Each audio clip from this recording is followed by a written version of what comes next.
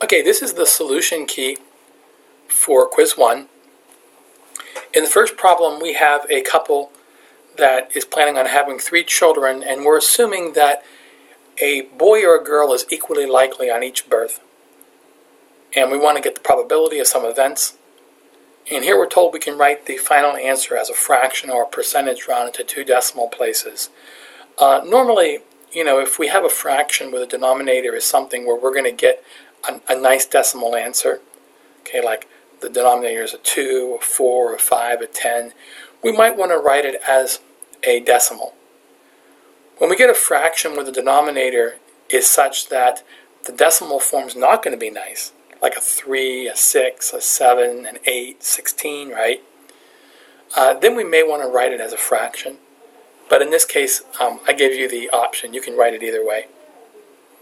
Okay, the first problem asks us to list all the possible outcomes for 3 children. And you notice that there's basically 4 things that can happen, but they're not equally likely. Okay, we can have 3 girls. There's only one birth order that gives rise to 3 girls. But we can have 2 girls and 1 boy. You notice there's 3 ways that can happen. Okay? So even though when we look at the children, they're equivalent in some sense, we're going to pretend that we can put little labels on them. First, second, third born, okay? By the same token, we can have 2 boys and 1 girl. These are the orange shaded cells. And say that 3 times quick, right? And you see that we have 3 of those.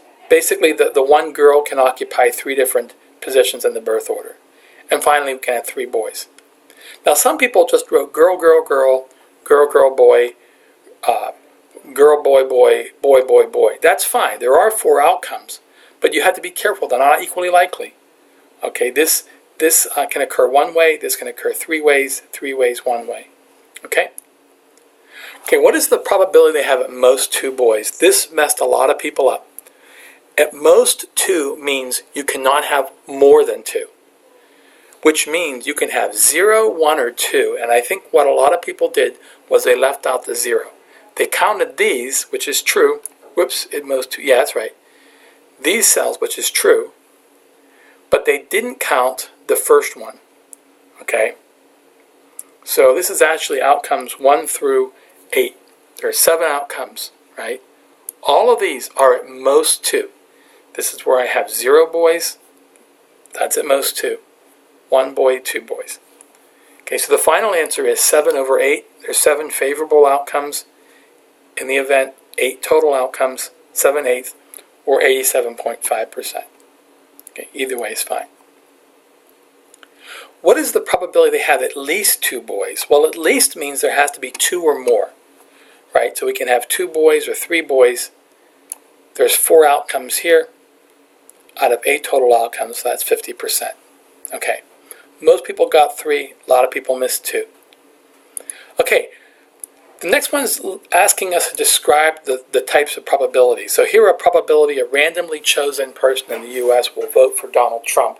So here's what you want to ask yourself. Could I estimate that by taking a sample? Yes. Obviously, it's not theoretical. We don't have a formula for it. Some people put subjective. Now, keep in mind what the question's asking. The question is not asking what is the probability Donald Trump will win. That would be subjective, okay? You could say it's empirical because you could take a poll and try to find out the percentage, but that might be subjective. But here, when we're asking the probability that a certain person is preferred, we can take a poll and estimate that. So it's definitely more empirical than anything else, okay? So whenever there's a sample that we can take and estimate the probability, it's going to be empirical. Probability of rolling 2 die and there's some being 7, that's theoretical. We can compute it exactly. It's a game of chance, right? So definitely theoretical. The probability the Colts will win the Super Bowl next year. A couple people miss this. First of all, it's not theoretical, which is what some people put down. There is no formula. And we cannot compute it exactly. These are the things you want to ask yourself. Okay, is there a formula, okay?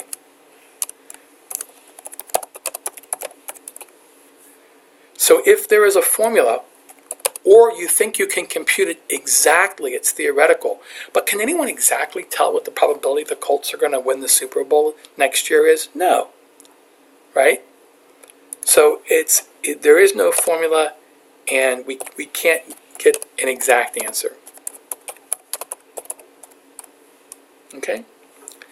It's not empirical. You can't take a sample and estimate.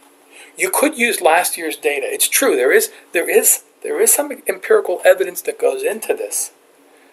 Okay? But it's from last year. It's not the same thing. It's not apples and apples. Notice when we're taking this sample for Donald Trump and president, we're taking it this year.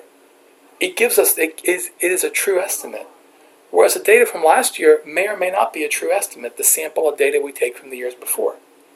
What happens if the Colts quarterback gets his arm broken or something, right?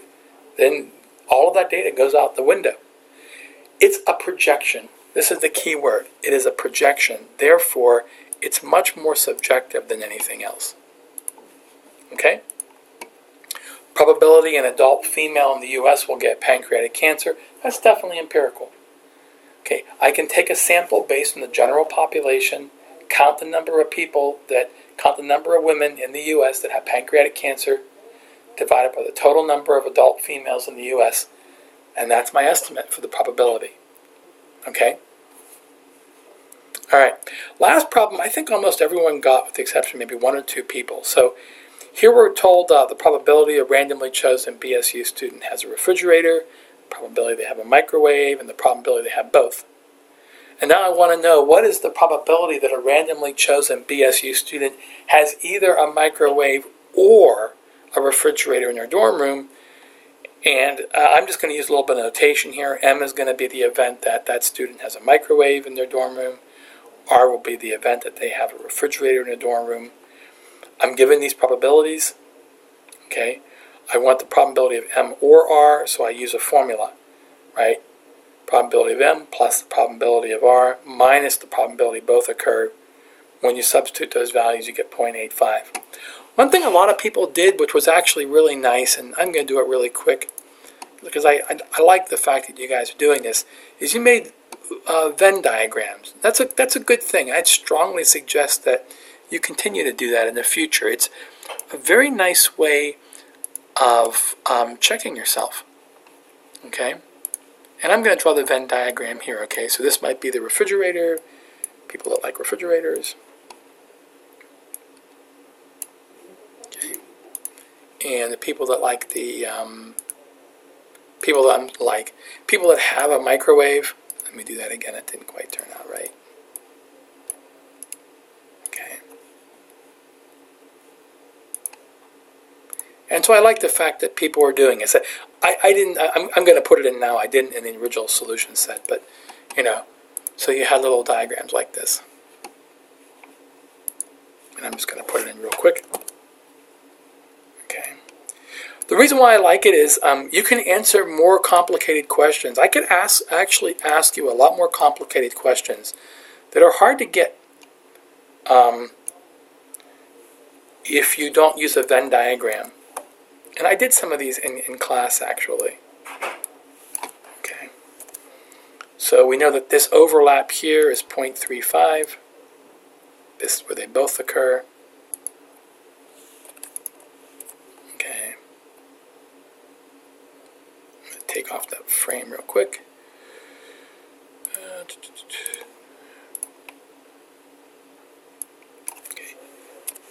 Then you can kind of put the puzzle together. You can kind of see what's going on a little bit better. Okay. Whoops. Okay. Here we go. Okay, so this overlaps 0.35. The microwave is 0.5, so this guy here must be 0.15 outside, right? Just fill this all in. And refrigerator total has to be 0.7. There's 0.35 in the overlap, so there also has to be 0.35 out here. Okay? And so I can ask you some other questions now. I can ask you, what's the probability they have a refrigerator and not a microwave, right? Well, that's all these people in this area here. These are all the people that have the refrigerator, but they lie outside the microwave. That would also be 0.35. Okay, so it's kind of a nice thing to get in the habit of doing, and I strongly urge you to do that in the future. Okay, if you do this also, you don't really need this formula. Actually, it's obvious. I just add these up, right? And it's just straightforward. Okay, that looks good. Let me see something real quick.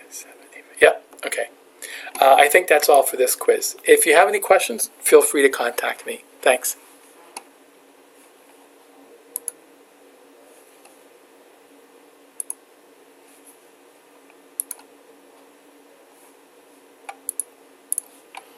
And where is this off here?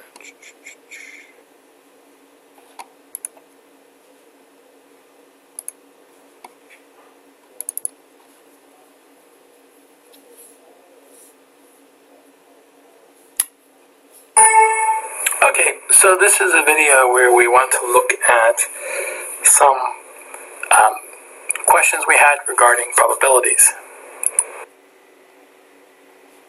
That's not it.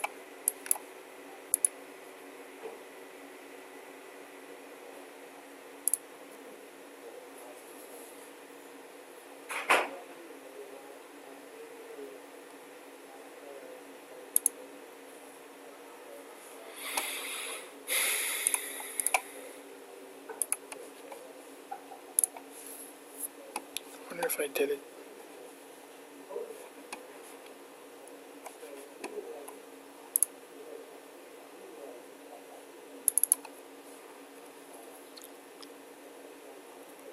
I have a feeling it didn't work correctly. Okay, so this... Yeah, I knew...